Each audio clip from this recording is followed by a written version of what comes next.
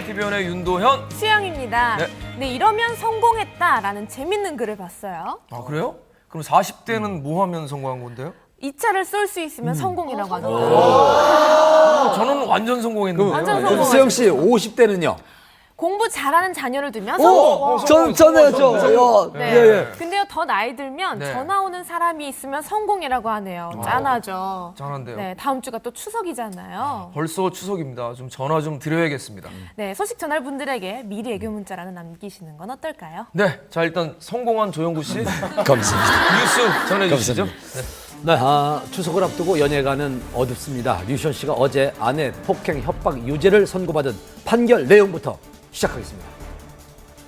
아내분하고 첫 대면하신 건데. 자, 이혼 소송의 형사 소송까지 배우 류시원 씨와 아내 조모 씨의 법정 공방.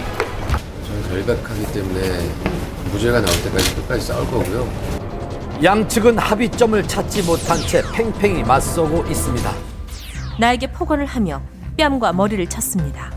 남편 류시원은 의처증 증세가 있었고 그래서 나를 감시하기 위해 GPS를 부착한 것입니다. 아내는 내 휴대전화에 있는 친한 동료들과의 투샷 사진을 보고 그 모든 여자와 외도를 했다고 생각했습니다.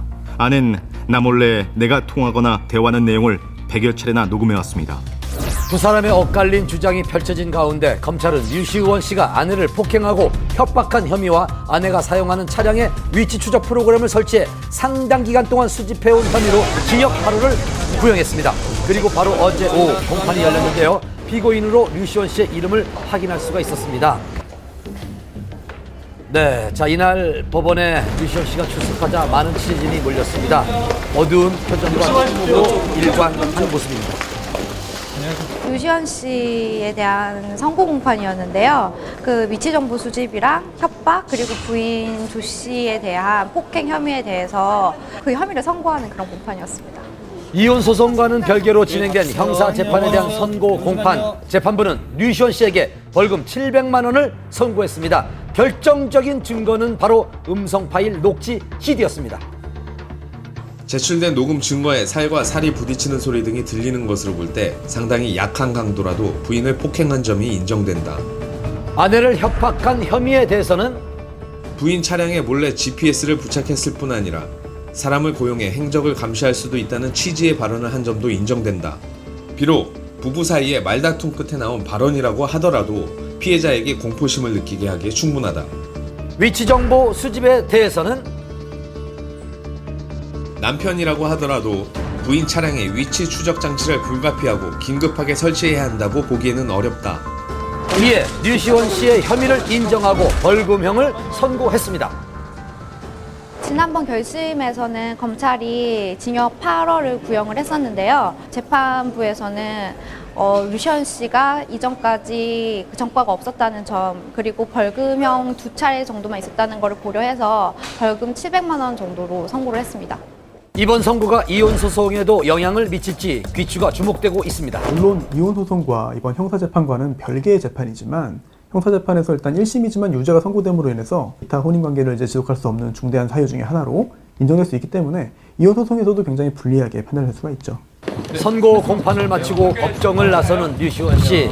이번 유죄 판결에 대한 입장은 어떤지 들어봤습니다. 한 말씀만 부탁드릴게요. 일단 비록 벌금형이 나오긴 했지만 저는 결백하기 때문에 무죄가 나올 때까지 끝까지 싸울 거고요. 당연히 항소할 겁니다. 네, 감사합니다. 또다시 예고된 치열한 법정 공방. 향후 추이를 좀 더 지켜봐야 할 것 같습니다.